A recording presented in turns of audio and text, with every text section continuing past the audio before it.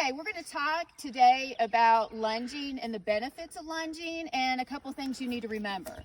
So why are we focused on lunging as we're talking about young horse management? Many of our show horses, so this horse isn't young, but he's been there. He's been a young show horse. A lot of times we're going to keep him up in a stall. And so them stuck in a stall 24/7, they're going to get rambunctious. They need the exercise. In fact, there's been a lot of research done that has shown that horses, their babies that are stalled, will actually lose what we call bone density. So they'll lose even some bone mineral. It'll weaken their bone. So they need exercise, okay? Now, one of the things I'll warn you is similar studies have found that young horses that their only exercise was lunging actually also had additional problems. So there are some issues. What happens is you get that young, frisky horse, you get them out of the stall, you get them on the lunge line, and they just start running, yeehawing off really fast. That circular, you're going to see the size of the circle. Too tight of a circle going really fast on a young horse can be very concussive on their joints. So you can actually create more problems than help it, okay? So that's one thing you got to keep in mind. So one of the things I recommend is, so we're in our arena, is if you got to do controlled exercise and you don't want that horse to get out really far, your show horse, you don't want them to be in with other horses where they get torn up or whatnot. I noticed like ours has been out in the pasture without no showing and he's got some bite marks and whatnot. When we're in show season, I don't want that to happen. So I'm going to put them out, but I might put them out in the arena for a couple hours by themselves to play and then rotate through my show horses. If you've got one that, let's say, has gotten injured, this large arena may be too big. You may need to control it even more. So you would say, okay, well, lunging would be better. We can control it. But again, like I said, a lot of times they get on that line and they just start running like crazy. So if you have a smaller paddock, which we do right behind our barn, we can contain and close them off. We also have portable panels. If we have to, we can set something up, okay? Now, you'll hear a lot of people talk about, instead of lunging, they'll do what's called round pinning. So it's just those panels in a round circular area, probably about the size of what you're going to see today on lunging. That's helpful because then you don't have to worry about attaching. I'm going to show you all the attachments. That's great. But the same thing, you get a young horse in there and they just start running and trucking around in that small circular area, you could still cause some additional issues. The other good thing, if you notice with the lunge line here, is after we put them out in a small paddock that run a little bit, you notice I've got this horse tacked up. So if I want to get the horse a little more friskies out before I actually get on them, a little more exercise, let them warm their body up, I can put the saddle on without the weight of the rider and let them work a little more. The key points, if you're going to lunge, first of all, give them a little bit of exercise, free exercise without a tight circular motion.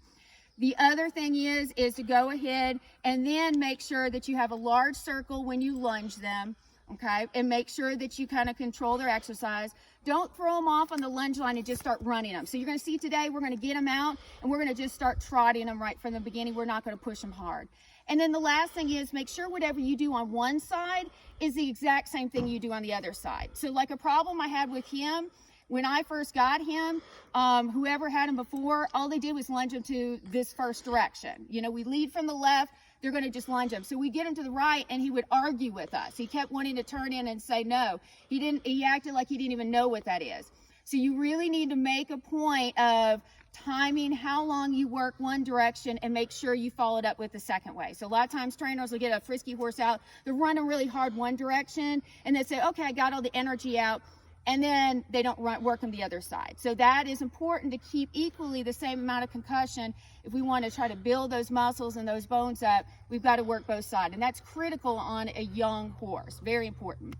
The other thing I want to mention, just kind of the difference between round pinning versus lunging, is with lunging, at least when I go to show in my horse, especially my geriatric horses like this guy, when they're stuck in the stall and we have like a 4-day show, they need some type of exercise, and exercise without my weight on them, okay? That's another 100+ pounds.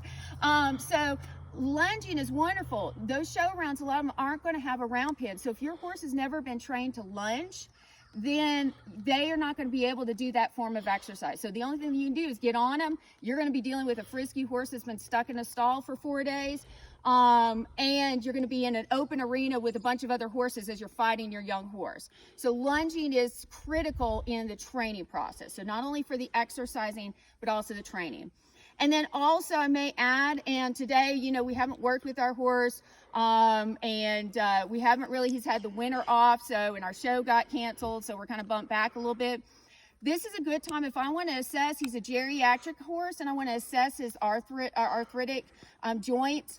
I can go ahead and get him on a lunge line. If I can't, I don't have another person that can track him, I could go again and get him on the lunge line and double check to see if I see any type of unsoundness issues. So if I see that head bob, or let's say the hip bob, particularly if I'm going one direction, usually we're going to put more strain on these inside legs. So if he's going to the left and he's showing that head bob, and then I go to the right and he doesn't, that's usually a sign that it's this left front leg. Same thing if you get on a lunge line and he's got some arthritis, and you start, let's say, going one way and all they want to do is lope, and they only elope one lead. So we switch him and go the other side and he doesn't want to lope, go in the other lead. That to me is a sign, ooh, he's got some arthritis. And this horse hasn't had his hock injections for the show season. Unfortunately, it got all put off. And so we haven't started our show season. But so he's a little bit sore in his hocks a lot of times when he doesn't have his injections. And so if I get him on that lunge line and find that he doesn't want to pick up a lead, it's usually not a head bob or hip bob because he's got a little pleasure jog. It's just I can't get that lead picked up. So those are some wonderful things about lunging. Okay. Now speaking about lunging, so if you notice, I have exercise polo wraps. We call it an exercise wrap on his legs. So those aren't really going to support, I mean, this is just fabric, it's just fleece fabric, and you're talking a 1,000+ hand animal.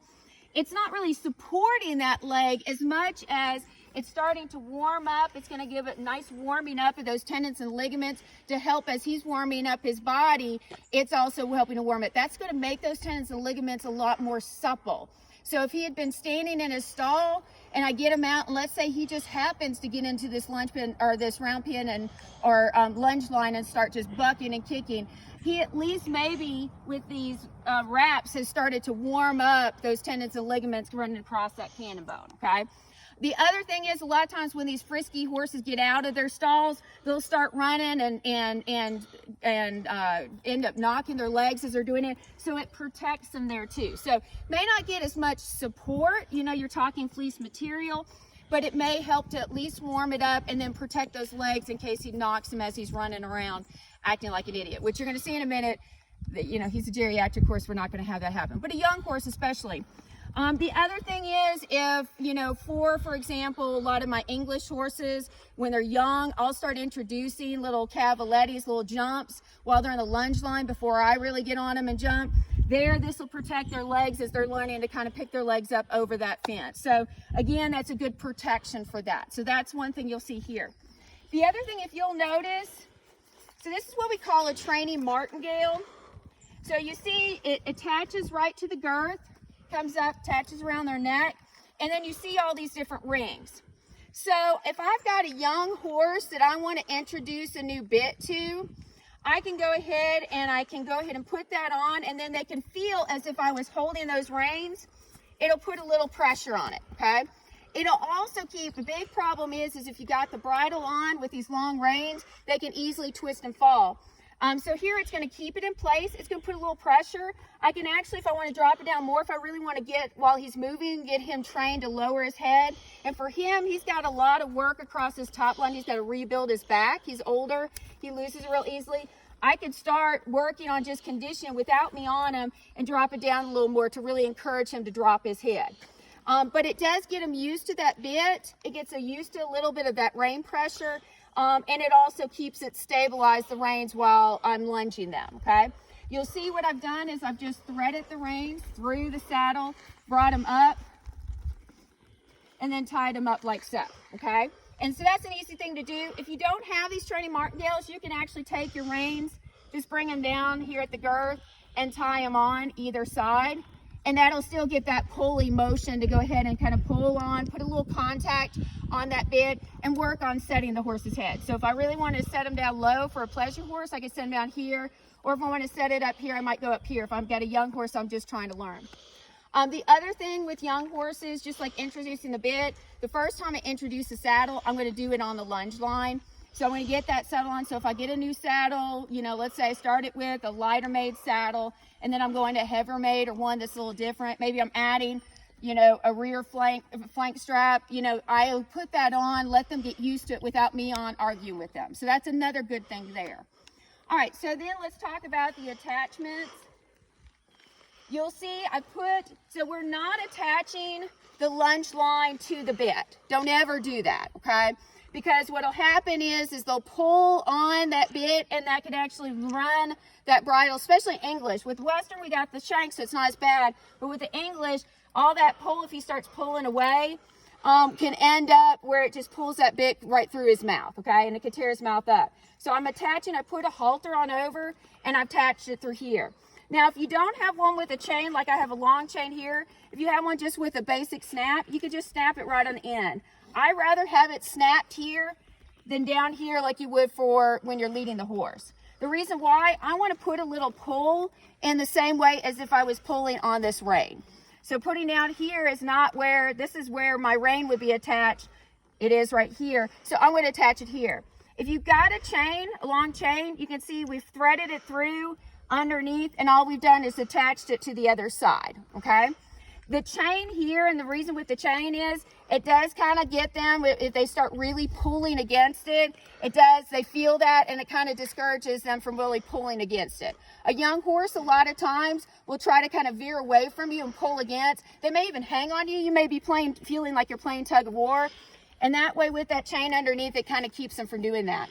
If you do have a horse that wants to play tug of war, and that's what I mean, where they're pulling, and they're hanging off that way, when they look that way, and you're pulling. A lot of times what I'll do is I'll go ahead and find like a corner of the arena and go ahead and set up my lunge circle in that corner. That way then I can at least use the fencing for most of it, and I have that fencing that can only pull so far. In fact, sometimes what I'll do is I'll kind of hold a little tension as I'm in the open part of that circle.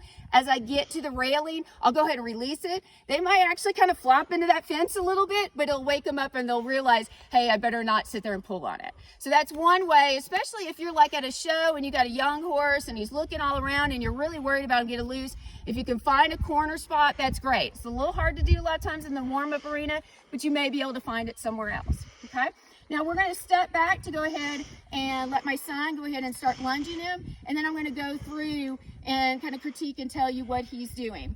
But you'll notice the first thing he's going to do is establish his circle and then start off. You'll notice we're not going to start off with a lope. We're going to start off with a walk or a trot, something really simple. So simple little, you'll see his trot's really kind of mild. So he's almost pretty much walking when he trots. So again, we want to warm him up just like we would do for exercising. So we'll go ahead and back away. You'll see as we're backing away, what I'll say is, so he's trying to find, my son is trying to find the circle size. He's encouraging him with the lunge whip to move him on. So that's really, that whip's not there to beat him. It's just there to encourage him to move on. Now I'm going to ask my son to go ahead and open up his circle a little more. Again, that way then Chippy has a little more room to move a little bit wider there. There you go. Now we got a little larger circle, and that gives him a little more space. There you go. That's what I see. And again, you notice he's got his lunge line hand. He's got the lunge whip or lunge reins and lunge line in one side on his left hand, and then his right hand is that lunge whip. And again, you notice all he's doing, he's flicking every once in a while, but he's not beating the horse, okay? And if the horse stops, he just flicks it a little more. Notice he's keeping kind of in a V, so he's got that right hand that's kind of encouraging him to move forward. He's focused on the horse. He's not stepping in front of the horse because that's the cue to stop. He's just asking him to move on, okay? So there you see a good, happy kind of trot. I would do this for quite a few minutes. We've already kind of warmed him up, so we're going to move on just for this demonstration on to the lope. But for other people, what I would tell you is we would do this a lot longer. The good part is with him lunging like he is, and I've got that nice training martingale, he's already getting a little bit of pull and bump with that, and it's helping to kind of want to warm up with his head set right, okay? So again, and if I really wanted to really push a little, I could drop that tie attachment a little lower to get him to drop his head. But at least he's warming up in a proper way. And he's got a nice quiet trot that he's doing. And so a good warm up. And I'll do this for, again, as you are lunging them, just to ensure that you're doing it the same amount, I would make sure you kind of time yourself or have someone on the outside keep track of it. And as I mentioned, we'll move on to our load next, just because of the pure fact we've already warmed them up, okay? All right, so he's gonna go ahead and ask him to lunge. So he'll kiss to him, that's his vocal cue, is kiss to him to pick up his load, okay? And you'll see he's on the correct lead because he's wanting to go ahead and move out with that inside foreleg. So again, he's got that correct lead. And I can see that he has that lead if I was standing in the center there. Okay? Taking a little trip. And again, as he wants to slow down, Nick's just encouraging him with the whip. Now, you never want to make it their idea that it's time to stop. Okay? So you want to make sure that it's your idea. So if he stops, what I always say, I do kind of the 3-time rule. If they stop, encourage them to move on. They stop again, encourage them to move on. After the 3rd time, I'm going to make it my idea to go one more time around, and then I'm going to immediately find my decision to bring them down to a trot. So instead, what you've done is you realize they're tired. You're pushing them a little bit past, but don't push them too past. We also don't want to get them sore, but I'm making it my idea. Notice again, you know, he's kissing to the horse. That's his vocal cue. This is a great time to train your horse for those vocal cues. Now, I'm going to ask Nick in a second here to bring him down to a trot. He's going to step a little bit towards the left, towards the horse's head, and then he's going to tell him to trot or cluck to him, okay? He'll also even maybe say easy to kind of slow him down. All right, Nick, go ahead and ask him to trot. There you go, good. Now, again, so you see just that little step, he said easy, and he just came right down. So we'll ask him to pick back up his trot because we didn't make that walk our idea. But we're pushing him past that. We want to go ahead and let him trot around. And then we'll go ahead and, like I said, again, he's already been worked a little bit. He's an older guy, so we're not going to push him hard. But we always want to make it our idea when it's time to transition. So, Nick, go ahead and let's ask him to walk. And then stop. Notice how the horse comes right into him so that he's been trained really well. And notice that deep whoa, okay? Now, what you're going to see next with Nick, and we'll come on up, is he's going to reattach the chain onto the other side, okay? So this is where people that like are kind of, you know, again, don't want to do that extra step, they'll just attach it to the middle. But again, first of all, with all the reins and everything, that'll get in the way of those reins and kind of defeat the purpose of it. But also on top of it, this gives us a chance. We can go ahead and get the horse stopped. We can assess them. We can make sure our rigging is all set. And then we can go ahead and get them set up so that we can be pulling and turning in the correct direction, okay? In the center, it's not going to do that. So he's got him set up. We'll go ahead and I'll get him his lunge line. But you can see he just dropped it down. He can pick it right up. That way then he can do that if he needs to. And then he's going to go ahead, go in this direction, establish a circle. The other thing I want you to note, so again, as you look at these lunge reins or the lunge line, one thing you want to be very cautious of is end up getting that wrapped around your hand. So a young horse that pulls off, if I had that a really tight loop, you'll end up losing a hand. So again, kind of like when we leave, we'll do it kind of in that figure 8, and that'll help so if they do get pulled away, you won't end up losing a finger or anything. So again, you notice he'll have, as he was lunging, he had it really nicely looped wide and whatnot just to ensure that it wouldn't cause any additional problems. We'll get out of Nick's way so he can establish his circle and work the other direction, okay? But again, I'm kind of a fan. You'll see a lot of people where they'll just kind of stop and immediately flip and go the other way. He was really bad about that when we got him. But I like to take that time to assess him before I move on the next direction. So again, Nick's kind of established his circle. We're going to give him a little more room. This is his arthritic side. So we like to go ahead and see that he has the room to really stretch out. And in a young horse, that's just as invaluable so that they have that room, okay? But again, I'm assessing right now just to kind of see if he's got a little bit of soreness, kind of watching the head, kind of watching what he's doing. The same thing, even though I warmed him up the one direction, I haven't done this way. So I've got to make sure that he warms up the trot before he moves on. And you can see he's already thinking about that lope, but I'm not going to let him do it, okay? I'm going to let him go ahead and have a nice little trot, especially since this is his sore side. He's arthritic going this direction. I'm going to make sure that he warms up properly, okay? And we've already kind of done this already with him, but we're going to make sure that we just kind of, just to show you, we do it again. Hi, Chippy, no, don't stop. So I'm going to back up a little bit to give him more room. You notice one of the things I kind of want to mention to you, notice how he's wanting to take more room because this is his other side that he's a little more arthritic, okay? So with that, we'll go ahead and lunge or lope him. So Nick, notice he kisses. There you go, he got the correct lead. That's telling me since he got the correct lead, he's not really that sore. So if he was really sore, he would end up picking up the wrong lead. That's usually his MO. He won't show that head bob or whatnot. He'll just end up not picking the correct lead. Good, Nick. All right, go ahead and bring him down to a trot. We won't work him too hard.